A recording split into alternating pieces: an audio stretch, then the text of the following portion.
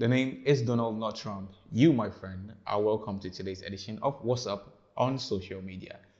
Now, before I set the ball rolling, I need you to answer me a very sincere question. All right. Do you think that modern relationships should be made legal? There should be documentation, legal documentations to sort of bind both couples.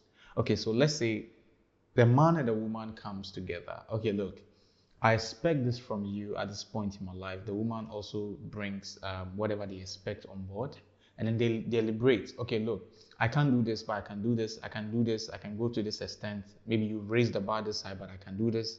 And then you check whether you'll be able to sort of manage.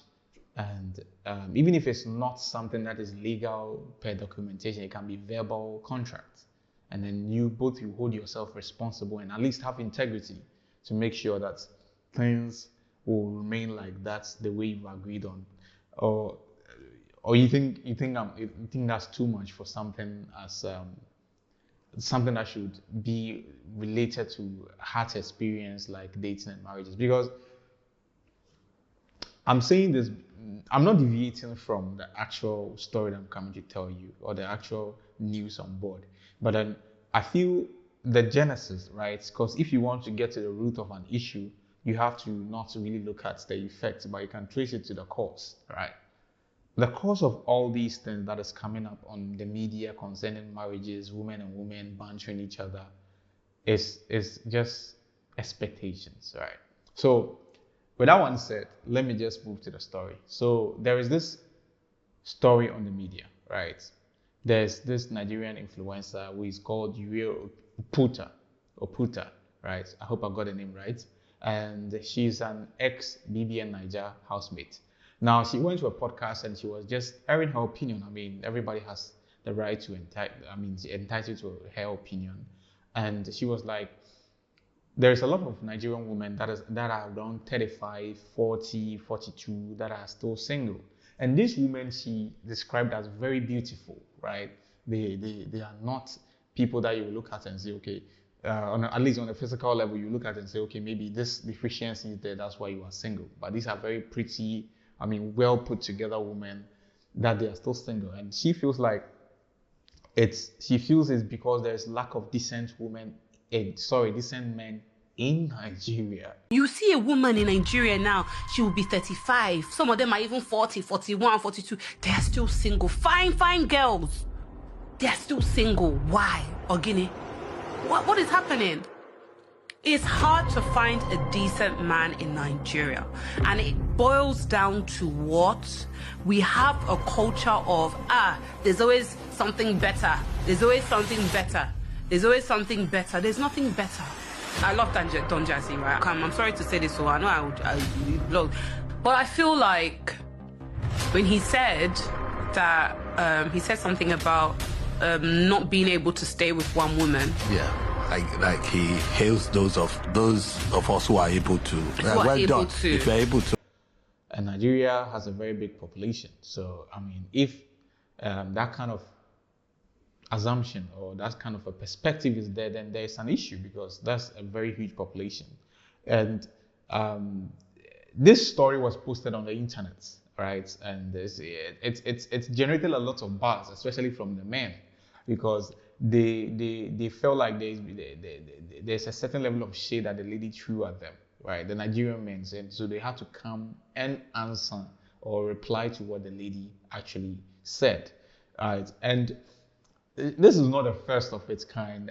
Once in a while we hear these stories of women having to talk about how men have become, and men saying the same thing about women, and it's back and forth. But I'm trying as much as possible to be very fair, right, in my judgment of this issue, because it's a very delicate issue that we have to tackle it, like I said, from the cause, from the basis. Because if you don't find the solution from the basis, then it's definitely we are never going to get to the end of this men and women wahala. Because personally, I think it's an issue of, you see, I'm talking from where I live, the demographic that I find myself in, which is in Africa, and I think that the situation here makes dating very difficult. Honestly, not for only men, not for only women. It's both sexes, right? Because look at a culture, right? That there's a lot of economic stretch, right? There's economic stress and stretch, right? People are working very, very hard, but they can't account for the fruit of their labor. Because for some odd reason, the system is not engineered in a way that will easily give you that level of economic freedom. So now, when you take it from the woman perspective, some of these women have they grew up in homes that they saw the hardship at home, how their mother was struggling, how there were a lot of issues back and forth in the house, toxicity, the environment at home is always like tense. And in most cases, it can be traced to lack of funds. So some of these young girls grow up vowing never to repeat that in their bloodline. Because genuinely, sometimes I get to a point that they even start to despise their dad because they have needs and their dad can't be able to provide for them, right? Not because the dads are not responsible, but because genuinely the dads are working so hard, but things are not really adding up. So these girls decide, okay, look, I'm not going to repeat this in my generation. So look, and I mean, from that perspective, you can understand them because who want to suffer? Who want to struggle twice? I mean, you don't. I mean, if the thing is not nice, you don't want to be there again. If it's not a nice experience, why would you want to repeat it again? Not only for yourself, but maybe for your generation. No. So they also sort of have this mindset that look, I'm also going to sort of have a model or modus operandi, a way of operating or a way of living my life that I'm going to look for men that are well-to-do. Like they are always looking out for people because that is something maybe most people in that kind of home have not experienced. So it's like now they try to not repeat the mistakes of their mothers. And some mothers even end up advising their kids not to do that. So even if they meet a man they are emotionally connected to, mentally, physically, they still look at the financial level of the man, and that is the only thing they see. Wow. And look, this is the problem. This is the problem because whilst they are taking that perspective, right, to them it's right. I mean, when you're standing from their angle, like you are seeing 6, they see 6, and we the men are also standing on the opposite angle, we are seeing 9. So we think we are right, they also think they are right. So from the men's perspective, from where we are also standing, some of the guys, some of us the men, obviously not all men are from homes that are not well-to-do, but I mean, we are talking in terms of averages, right? So from the majority of guys from this side of the world, the demographic that I'm in, that's Africa, they've also grown up from homes that the connections wasn't there, the network wasn't there, they didn't have a father that they would talk to them, say, okay, look, Paul, I have my friend here, you can just go to his office, I've spoken to him, tell him that I sent you there and he will give you this job. No, most of them don't have it. So they literally have to build their connection networks with their skills and creativity. And they have to sort of, building networks and connection takes time, right? Because if you are going to want to be believed and trusted, it takes reputation. Okay, if your reputation is not really good, you will struggle to build the right connection because nobody wants to work with someone that has a foul reputation. And building reputation obviously takes some time. So building connection with the right people obviously will take time. So these men actually go through life trying to also, with their strength and might, build in the best way that they can. And they feel like they are not appreciated, right? Deep down, it's a sense of, Charlie, nobody even cares. No matter how you suffer, so far as you are not having the money or the physical component to showcase it, people feel like you are not doing anything for your life. So men are secretly psychological torture. They're being tortured psychologically. Yeah, not that they know they try. Boys, they try, bro. Forget.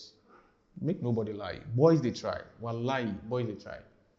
Boys, they try. Plenty boys they try, but I just say, like they pick.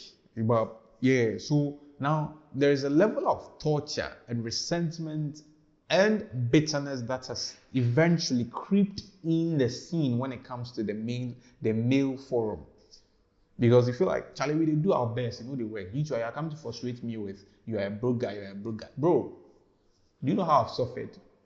Well, some people, I'm not putting in the effort to be better. But look, in this side of the world, it's not really about it, to some extent, but you can work however you want and then you will not see the fruit of your labor. Because the system is just is not organized in a way to support hustle. So this is the problem.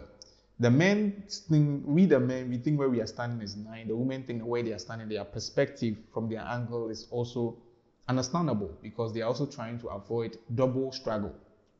Okay, so I don't know how we are going to work this thing out. I'm going to leave for you to sort of judge and find the best way. If you're a man, you judge it the best way. If you're a woman, I believe that you can also, think through it and see the best way that you think as a society and on an individual level, you can go about it to make things better.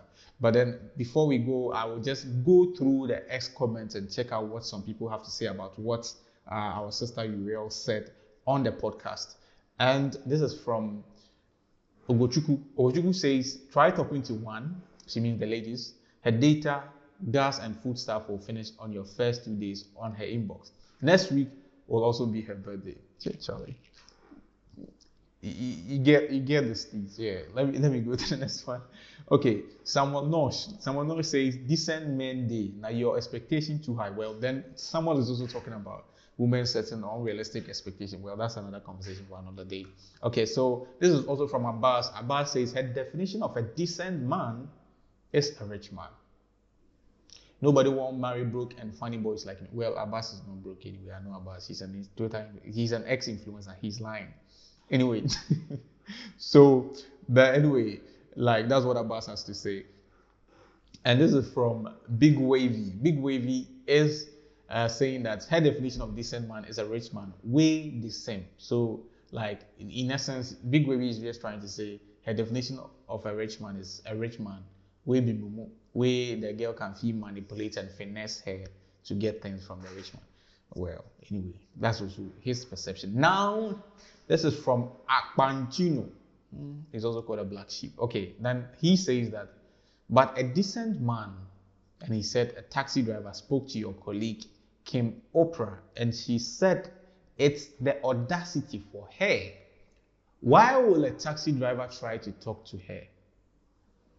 You guys set unrealistic standards, then cry when men act nonchalant. Well, with the issue of Kim Oprah, I went online to watch the full interview because sometimes, podcasts, they can just cut a snippet and then make the person look bad. So I try to be fair in my judgment. So I watched the full podcast and I got to that point. I was trying to be her defense lawyer in a way and do the damage control, but honestly speaking, with what she said is some way. I don't know if you do like it sounded a bit some way, but that's a perception. Taxi drivers trying to talk to me. Men have audacity, Yeah, like when you travel abroad, you know how it is there. Them, they don't really care now.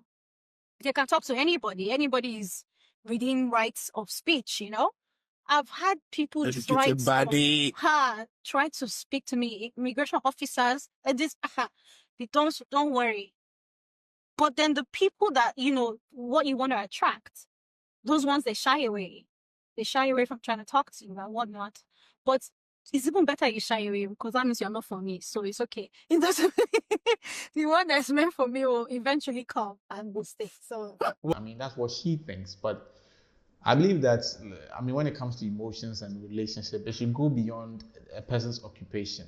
Well, then again, too, if you can't deal with somebody that does a certain work, well, obviously she's talking about the income. But somebody can be a taxi driver and still have a good bank account and somebody that's probably a bank manager. You never know. Life has no formula, and sometimes you should be easy with some of these things anyway. So with Kim Oprah's issue, I think it's a classic example of what I'm talking about. That now it's like the low love emotion relationship angle of life or aspect of life has been monetized in a way, and then it's delicate, bro. Look, I don't want to overspeak on this because it's a very delicate issue that I feel if we were 2 or 3 people, everybody would give their perception. But then I'll leave it for you to judge. For now, I don't know, maybe we should go on a worldwide break, maybe in Africa, especially West Africa. Nobody go date. Nobody, man or woman, nobody go feed it. Make everybody stay single. Make we think about life, what we really want to do with our future, and what we really want in relationship, man or woman. If you meet man, pass. If you meet woman, pass. Then, like for 1 month, boys and all the men will come together and decide. Every community, like, okay, what have you gotten to? What do we want in a woman? And the woman will do the same thing. Then you will come together and make sure that this relationship issues and marriages work. Because for now, look, I don't know what they go on, and I don't want to know. Yeah, because the thing be like cast the relationship scene, marriage. I don't know. The future doesn't look bright. Anyway, so with that one said, I'll end today's edition of the update here, and the name remains Donald, not Trump. I'll see you on the other side.